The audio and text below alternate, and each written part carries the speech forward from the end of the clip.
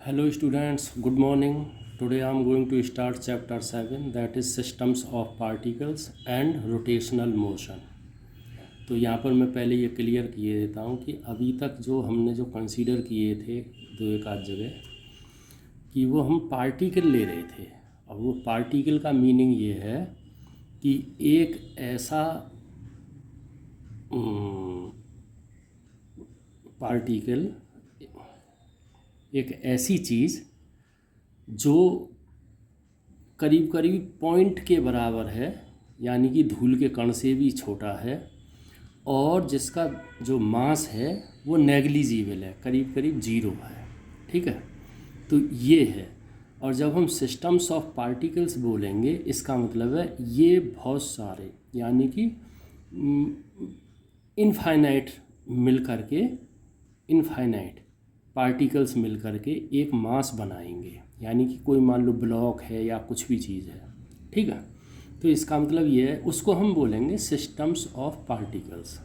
ठीक है, ये एक बॉडी के लिए बोलेंगे सिस्टम ऑफ पार्टिकल्स, यानी कि ये बहुत सारे पार्टिकल मिलकर एक सिस्टम को बना रहे हैं, जिसको हम कोई भी मास बॉल या जो भी है उसको हम बोलेंगे। ठीक है, इसको ध्यान में रखते हुए हम आगे बढ़ते हैं। 7.1 इंट्रोडक्शन। इसमें ज़्यादा कुछ है नहीं, सिर्फ बोलने लायक ये, लिखने लायक ज़्यादा कुछ नहीं है, तो आप इसे ध्यान से सुनते रहें। यहाँ हम इस जगह, इस इंट्रोडक्शन में या इस चैप्टर में, यहाँ हम बॉडी जो कि बहुत सारे पार्टिकल्स से बनती है, वह जिसे सिस्टम ऑफ पार्टिकल्स या एक्सटेंडेड बॉडी भी कह सकते हैं, एक्सटेंडेड बॉडी भी कह सकते हैं, उसके यानी कि सिस्टम ऑफ पार्टिकल या एक्सटेंडेड बॉडी की मोशन की स्टडी करेंगे।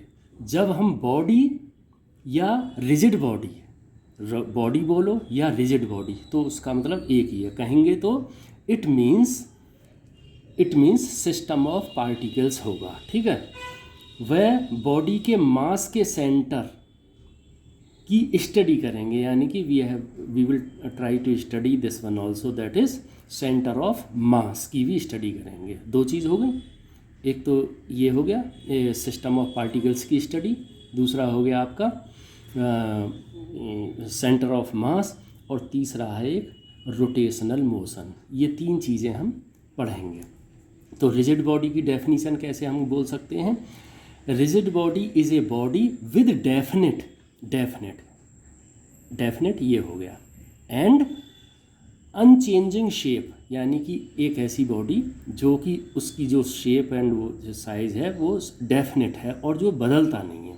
हालांकि प्रैक्टिकल लाइफ में बदलते हैं, लेकिन उसे हम एक आध अपवाद को छोड़कर, एक्सेप्शनल केसेस को छोड़कर, उसे हम ये कहेंगे कि डेफिनेट एंड अनचेंजिंग शेप।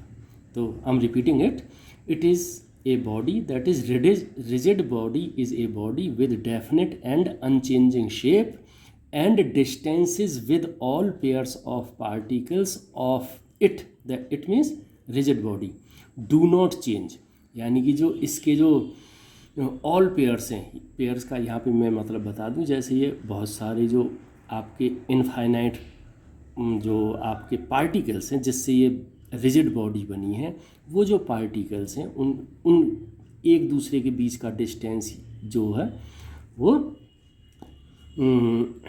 वो चेंज नहीं होता है। जैसे कि आपने देखा होगा कोई भी लोहे की छड़ वगैरह है, वो इस चीज़ को हम मान सकते हैं। चलो 7.1.1 what kind of motion can a rigid body have?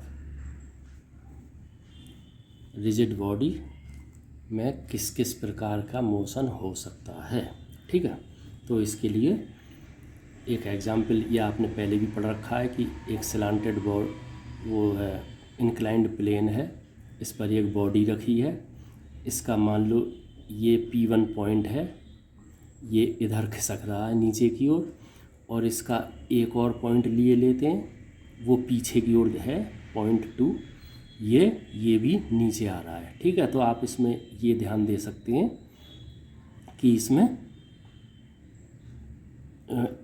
ये इस P1 जो पॉइंट खिसक रहा है उसी के साथ ये भी खिसक रहा है। ठीक है, ऐसे ही जितने भी इसके इनफाइनाइट जो पार्टिकल्स हैं वो भी एक साथ खिसक रहे हैं। ठीक, तो इसे हम एग्जाम्पल 1 लिए लेते हैं। इस ब्लॉक, ये जो ब्लॉक है आपका, इस ब्लॉक के सारे पार्टिकल्स एक साथ मूव कर रहे हैं, यानी कि P1 अगर चलता है तो P2 भी चलता है, तो जितने भी पार्टिकल्स हैं वो एक साथ मूव करते हैं। इस प्रकार की रिजिड बॉडी को हम प्योर ट्रांसलेशन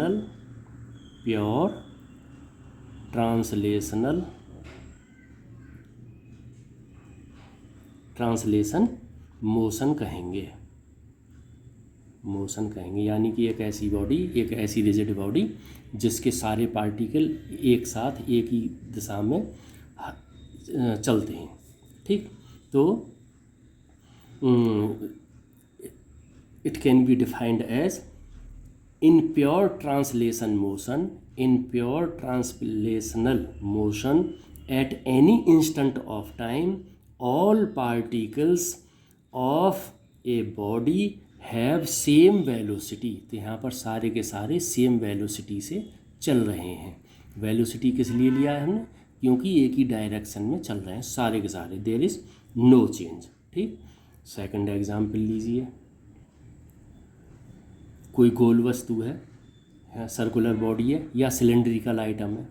सिलेंडर आपने देखे होंगे, इस टाइप से होते हैं, मैथमेटिक्स में आपने पढ़ा होगा। सिलेंड्रिकल आइटम है, तो यहाँ पर हम देखेंगे रोलिंग मोशन ऑफ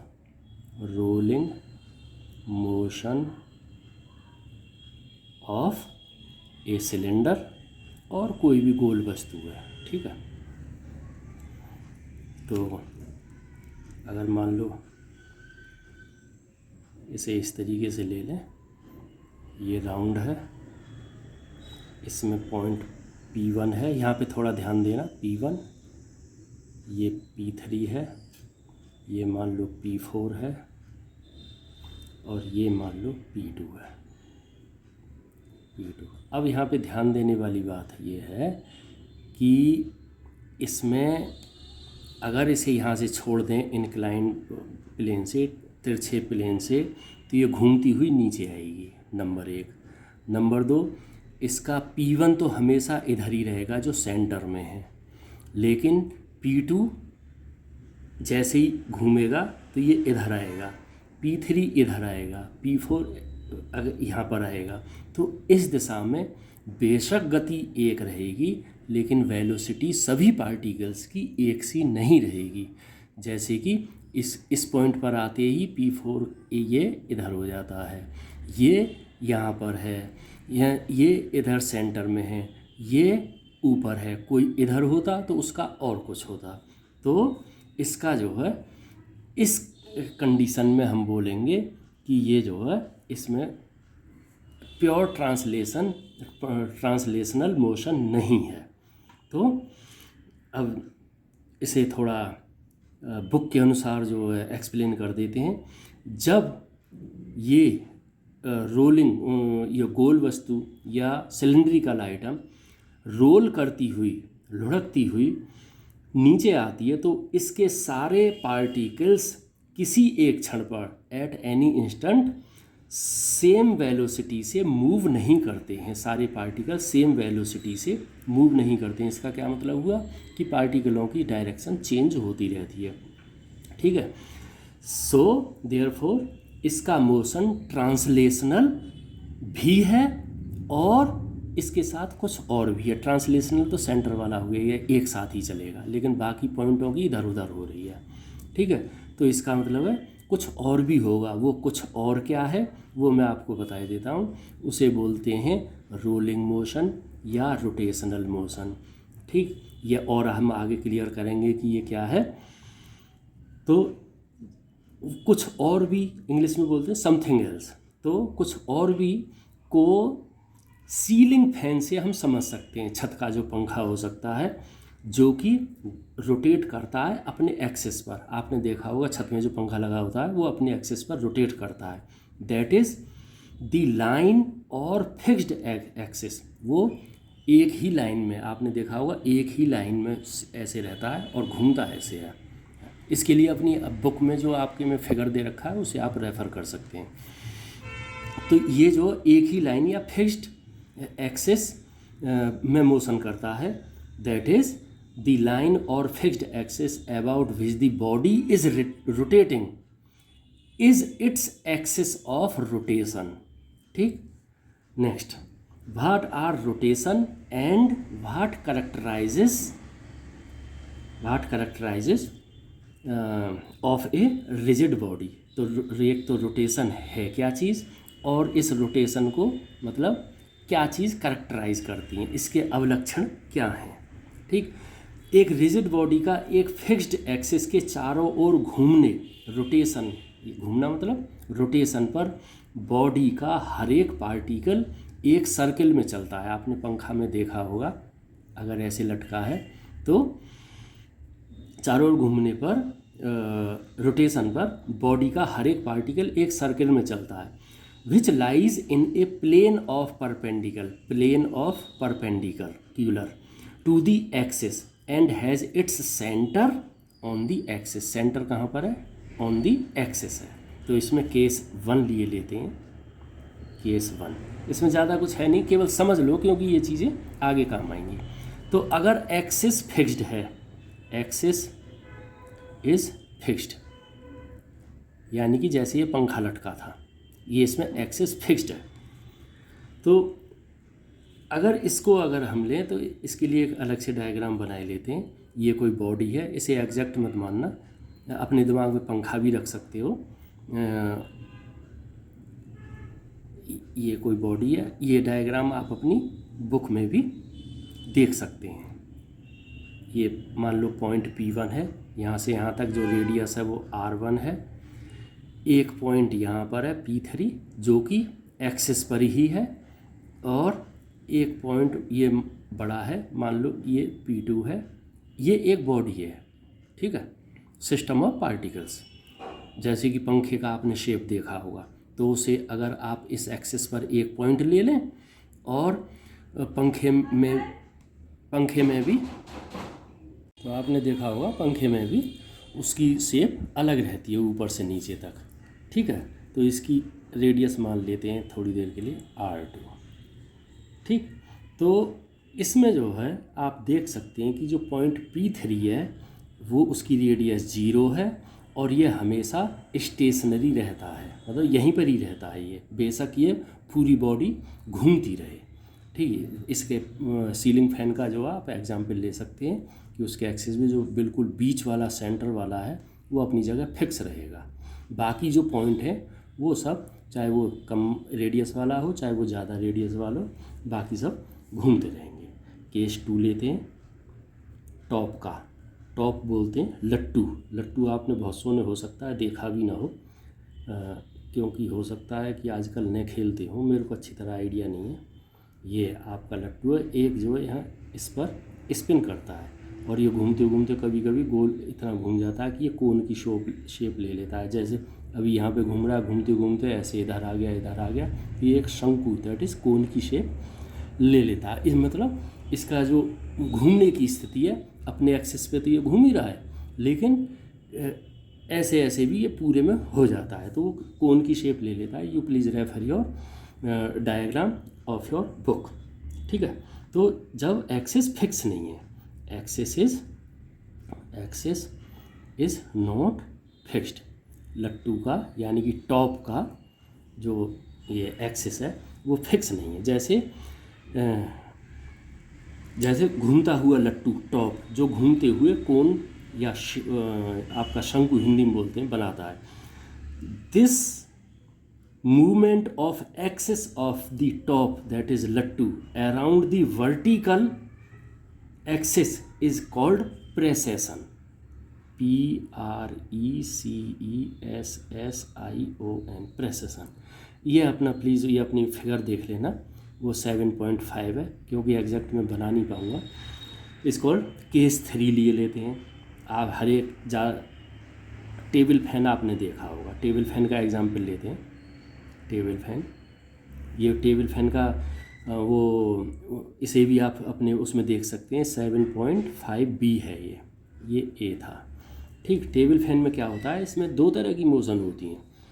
एक तो ऐसे वो चारों ओर हवा देता है, ठीक है, चारों ओर ऐसे भी घूमता है और वर्टिकली भी चलता है। यानी कि क्या मतलब हुआ, ये जो ऑसिलेट करता है, यानी कि ऐसे ऐसे जो चलता है इधर उधर, ऑसिलेट हॉरिजेंटली, ये ऑसिलेट तो करता है horizontally, but rotation is about vertical axis. लेकिन इसकी रोटेशन है वो वर्टिकल एक्सिस की है। आपने देखा होगा, एक तो ऐसे रहता है और एक ऐसे रहता है, ऐसे ऐसे। तो ये इसमें दोनों चीज़ होती हैं, ठीक है, vertical, but rotation is about vertical axis through the point eight which the axis is pivoted. Axis is pivoted, ये पाइवोटेड, ठीक। इसके लिए फिगर आप 7.5 देख सकते हैं। तो देयरफॉर टॉप यानी कि लट्टू and table fan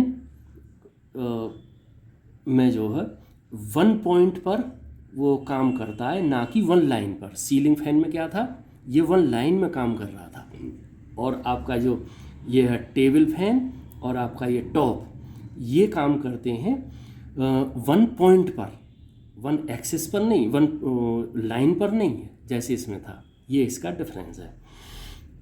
so translational and combination of translational and rotation are shown in your figure. Please refer that one, 7.6a and 7.6b।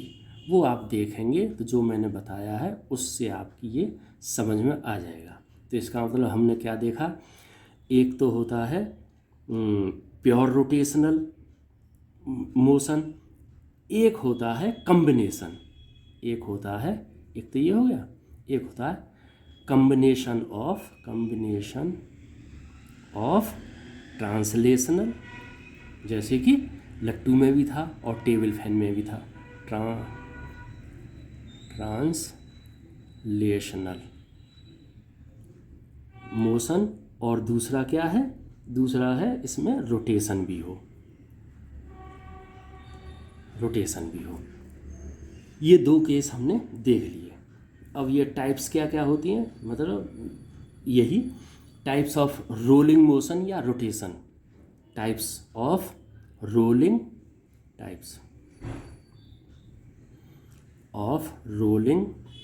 Motion क्या क्या हुए, रोलिंग मोशन की टाइप।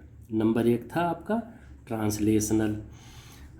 इसे कैसे हम बोल देंगे, the motion of a rigid body which is not pivoted is called pure translational motion. जैसे कि सीलिंग फैन में था, ये नीचे ज़मीन पर नहीं लग रहा था, ये जो इसका जो है ये पाइवोटेड नहीं था। हिंदी में मैं शब्द बताना नहीं चाह रहा, यू मे लाफ, तो इसे मैं छोड़ देता हूँ। तो ये पाइवोटेड नहीं है, ये स्ट्रेट लाइन में है, ठीक है। और which is not pivoted is called pure translational. और जबकि दूसरे केस में क्या है, combination of translational and your rotation, उसमें क्या है, the motion of a rigid body which is fixed in some way is called your combination of translational and rotation, ठीक है। तो अब हम जो आगे जो पढ़ेंगे 7.2 ऑनवर्ड, हमारा जो ध्यान रहेगा वो रहेगा फिक्स्ड एक्सिस पर रहेगा। Okay, thank you and have nice day.